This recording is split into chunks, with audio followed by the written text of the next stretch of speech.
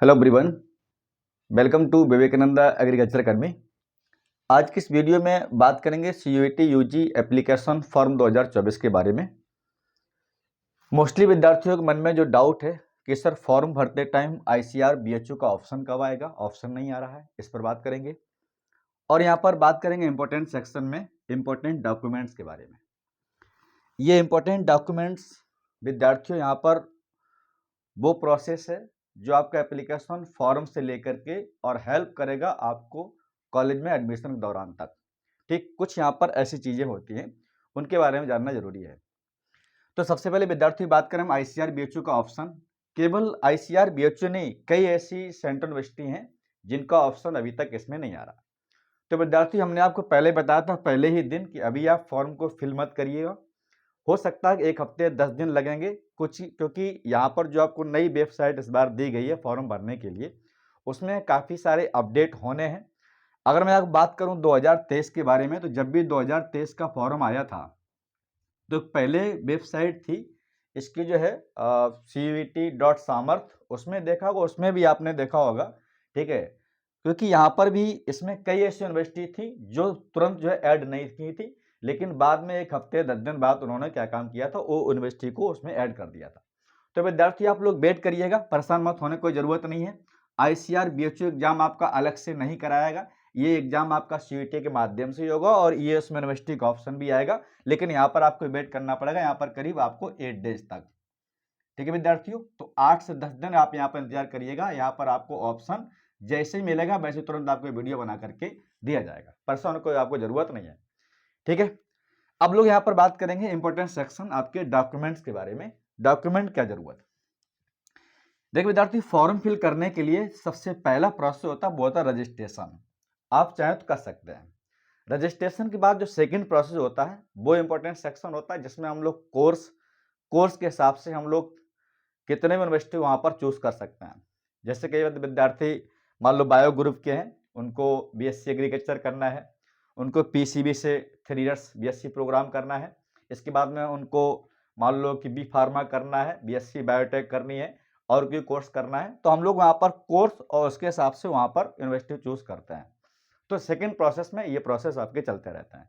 तो पहला प्रोसेस वो मस्ट होता है रजिस्ट्रेशन, आप चाहें तो कर सकते हैं। तो सबसे पहले बात करेंगे जब भी रजिस्ट्रेशन आप करेंगे तो यहाँ पर आप कौन कौन डॉक्यूमेंट लगेंगे और इसके बाद में यहाँ पर डॉक्यूमेंट क्या आवश्यकता होगी। तो सबसे पहले विद्यार्थी हम लोग बात करते हैं, जो कि आप फॉर्म को फर्स्ट टाइम भरेंगे तो यहाँ पर सबसे पहली चीज है आपको मेल बनानी है। ठीक, अपनी एक आपको ईमेल आईडी और इसका जो भी आप पासवर्ड रखना चाहते हैं वो यहाँ पर आपको पासवर्ड इसका बनाना पड़ेगा। ठीक, कई बार बच्चे ईमेल अपना बना लेते हैं और पासवर्ड उसका बाद में भूल जाते हैं या फिर उसका चेंज हो जाता है, तो आपको काउंसलिंग में बहुत दिक्कत होती है।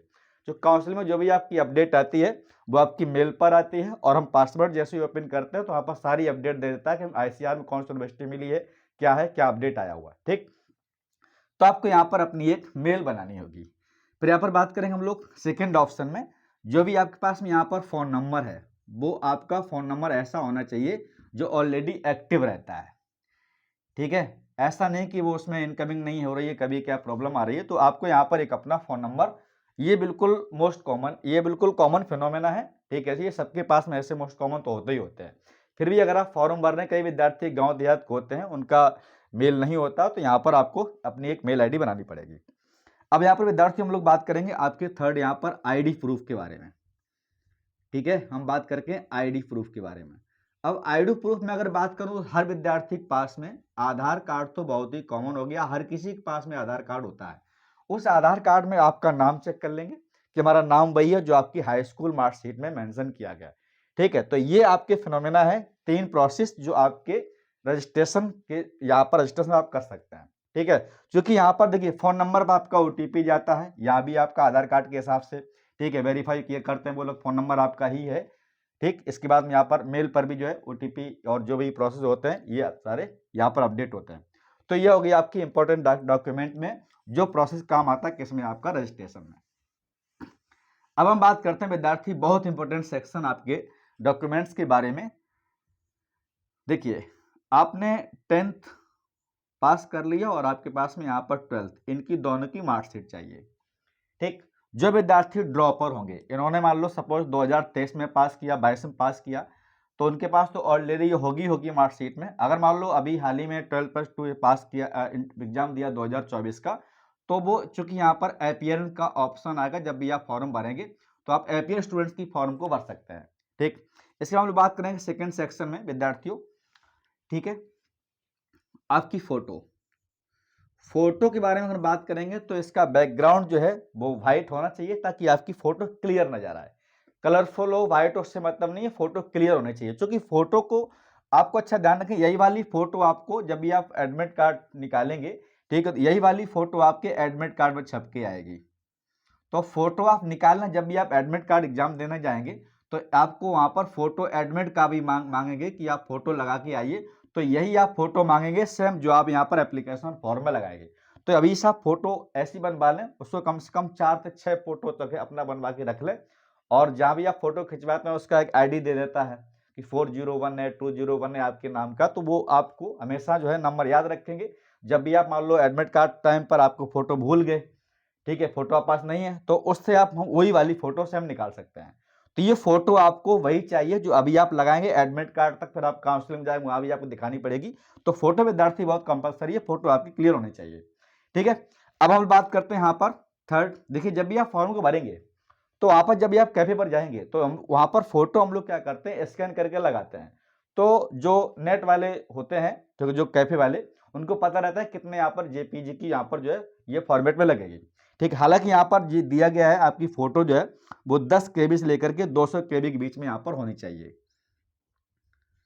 ठीक है, ये आपको स्कैन करके जेपीजी फॉर्मेट में ये लगा देते हैं। ठीक, अब लोग बात करें हम लोग यहाँ पर जो है आपके सिग्नेचर। थर्ड यहाँ पर पॉइंट आता है आप सिग्नेचर। ध्यान रखेंगे आप लोग सिग्नेचर वही करें जैसे आप करते आ रहे हैं। अभी तक आप नहीं किए हो कहीं पर भी, लेकिन आगे चलकर आप मान लो बैंक में कहीं पर अकाउंट खुलाएंगे या फिर आप यूनिवर्सिटी में कहीं पर जाएंगे, वहां भी अकाउंट खुलाना पड़ता है। तो सिग्नेचर आप बिल्कुल सेम करें, क्योंकि जो एक सिग्नेचर आप यहाँ पर कर देंगे स्कैन करके, वही सिग्नेचर आपको एग्जाम टाइम पर करने होते हैं एग्जामिनर के सामने।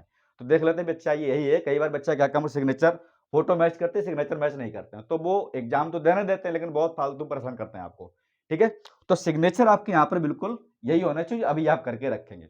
ठीक है, अभी आप जब फॉर्म को भरेंगे तो और आप अपडेट दे देंगे। फॉर्म भरने के बाद आप यहाँ पर जो पीडीएफ निकालते हैं एप्लीकेशन फॉर्म की, ठीक है, हार्ड कॉपी, वो आपके पास में रहेगी। ठीक है, तो ये सिग्नेचर आपके यहाँ पर बिल्कुल ठीक होना चाहिए, सेम होना चाहिए सिग्नेचर। ठीक है, अब विद्यार्थी हम लोग बात करते हैं यहाँ पर कैटेगरी के बारे में। ये बहुत इंपॉर्टेंट मुद्दा है, चौथा सेक्शन आपका आता है कैटेगरी के बारे में, कैटेगरी सर्टिफिकेट। कई बार विद्यार्थी क्या करते हैं, बहुत ऐसे मोस्टली विद्यार्थी हैं, कई हम लोग कमेंट देख रहे हैं 2-4 दिन से, उनके पास में यहाँ पर मैसेज आ रहा है कैटेगरी सर्टिफिकेट। ये विद्यार्थी बहुत जरूरी है, बिना इसके आप जो है लाभ नहीं ले पाएंगे। हम बात करेंगे यहाँ पर कैटेगरी सर्टिफिकेट के बारे में। कैटेगरी सर्टिफिकेट, अगर आप जनरल कैंडिडेट हैं कोई आवश्यकता नहीं आपके पास में। ठीक है, आईसीआर मोस्टली बच्चे कहे जाते हैं जनरल कैटेगरी से, उनके पास वहां पर कैटेगरी की आवश्यकता वहां पर नहीं होती। लेकिन बट आप कुछ विद्यार्थी ऐसे जनरल के हैं और मान लो वो गरीबी कुछ रेखा से आते हैं, तो अपना अगर फॉर्म अभी बनवाना चाहता बनवा सकते हैं। ठीक है, क्योंकि फॉर्म भरने से पहले का आपके पास सर्टिफिकेट होने चाहिए। ये नहीं कि आप ईडब्ल्यूएस बनवा रहे हैं, आप जून बनवा दिए, लगा भी दिए, लेकिन ऐसा प्रोसेस जो है वो ठीक नहीं होगा, आपका मान नहीं होगा, ध्यान रखिएगा। ठीक, आपने वहां लिख दिया कि हाँ ईडब्ल्यूएस सर्टिफिकेट वगैरह मेरे पास में है और दिखा रहे हैं आप काउंसलिंग में कब, एग्जाम के बाद का, तो वो वैलिड नहीं होगा। जो भी सर्टिफिकेट यहाँ पर है वो आप फॉर्म भरने से पहले के होने चाहिए। तो हम लोग बात करें, अगर आप मान लो ईडब्ल्यूएस से हैं, नहीं है तो आप बनवा सकते हैं, जनरल कैटेगरी में आते हैं, इकोनॉमिकली वीक सेक्शन। ठीक है, इसमें कुछ छूट मिल जाती है। कई बार क्या होता है, एक यूनिवर्सिटी में देखे होंगे आप लोग, जनरल की जो सीट है वहां पर, और वो जनरल कैटेगरी कोई विद्यार्थी है और ईडब्ल्यूएस कैटेगरी पहुंच जाता है, तो कहीं ना कहीं आपको ऐसे कह सकते हैं कम नंबर में भी आपका सिलेक्शन कहीं यूनिवर्सिटी में मिल जाता है। ईडब्ल्यूएस, ओबीसी कैटेगरी से अगर आप हैं, ठीक है, एनसीएल कैटेगरी से हैं, ओबीसी एनसीएल, या फिर आप यहाँ पर एससी कैटेगरी से हैं, एसटी कैटेगरी से हैं, या फिर आप फिजिकल हैंडीकैप्ड हैं, या फिर आप मान लो पीडब्ल्यूडी कैंडिडेट हैं, अगर आप इन कैटेगरी से बिलोंग करते हैं तो आपके पास में सर्टिफिकेट 100% में आपको बनवाना पड़ेगा, होना चाहिए। ठीक है, तो ये बात आपको यहाँ पर समझ में आ गई। ठीक, तो हम यहाँ पर बात कर लिए हैं आपके जो है ईमेल आईडी के बारे में, उसका पासवर्ड, एक फ़ोन नंबर एक्टिव होना चाहिए इसके पास में, ठीक है। इसके बाद में एक आपका आईडी प्रूफ, जैसे आधार कार्ड है, राशन कार्ड है, जो भी आप पास में है। आधार कार्ड मोस्टली यहाँ पर होता ही होता है, वो यहाँ पर विद्यार्थी भर सकते हैं। इसके बाद यहाँ पर आपको मैंने फ़ोटो को बता दिया, प्रारूप, सिग्नेचर मैंने बता दिया आपके पास सेम होने चाहिए। और फ़ोटो ध्यान रखिएगा, फ़ोटो आप अभी से इकट्ठी निकालें ताकि आपको आगे चल कर के कोई दिक्कत ना हो, ठीक। ईडब्ल्यूएस सर्टिफिकेट में हम लोग बात करते हैं 11-12 की आपके पास मार्कशीट, अगर अभी पास किया तो एपीआरएफ वहाँ पर फिल कर सकते हैं। जैसे कोई नई अपडेट आएगी, विद्यार्थी तुरंत आपको वीडियो माध्यम से जानकारी बेहतर दी जाएगी, ठीक है। तो आप लोग परेशान मत होइए, बहुत सारे बच्चे डेली जो है कॉल मैसेज करते रहते हैं, सर आईसीआर अभी ऑप्शन नहीं आ रहा है, बीएचओ का ऑप्शन नहीं आ रहा। तो आप यहाँ पर 8 से 10 दिन वेट करिएगा। फॉर्म भरने का भी पूरा मंथ पड़ा मार्च में, आराम से आप फॉर्म भर लेंगे। वो तो आधा घंटे, 1 घंटे का प्रोसेस होता है, नेट कैफे में जाकर के भर सकते हैं, ठीक है। जैसे ही ऑप्शन विद्यार्थी आएगा आईसीआर और बीएचयू का, आपको तुरंत यहाँ पर इन्फॉर्मेशन दे दी जाएगी और बता दिया कैसे हम लोग फॉर्म को फिल करेंगे। अभी बिल्कुल परेशान होने की जरूरत नहीं है, ठीक है। तो आशा करते हैं वीडियो में दी गई जानकारी से आप जरूर संतुष्ट होंगे। अच्छा लगे वीडियो से लाइक से जरूर करिएगा।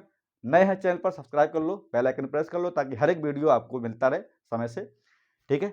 आज के लिए इतना ही, बहुत बहुत धन्यवाद।